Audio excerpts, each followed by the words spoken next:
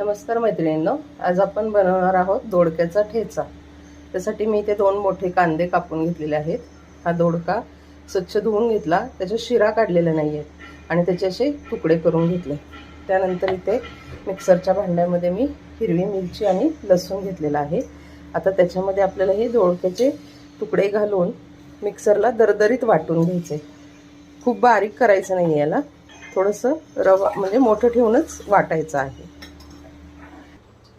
आपण इथे आता तेल तापत ठेवलेलं आहे पॅन मध्ये।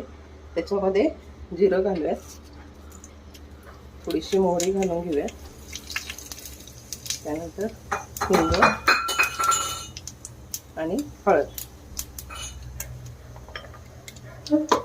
त्यानंतर त्याच्यामध्ये आपण चिरलेला कांदा घालून घेऊयात। आता कांदा आपल्याला चांगला परतून घ्यायचा आहे। बघा, असं आपण थोडंसं दरदरीत त्याला वाटून घेतलेलं आहे, खूप बारीक केलेलं नाहीये।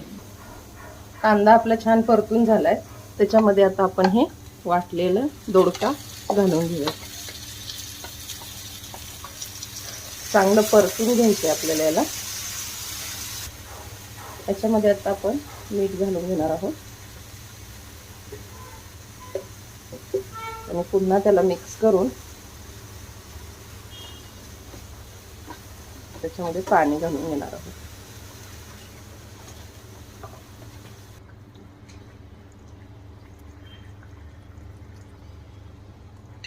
आता याच्यावरती झाकण ठेवून आपण शिजवून घेणार आहोत। झाकण काढून बघूयात आपण। बघा, ठेचा आपला तयार आहे। त्याला आपण आता सर्विंग बाउल मध्ये काढून घेऊया। तयार आहे आपला दोडक्याचा ठेचा। नक्की करून बघा आणि अशाच नवनवीन रेसिपीज बघण्यासाठी माझ्या चॅनलला लाईक आणि सबस्क्राईब करायला विसरू नका।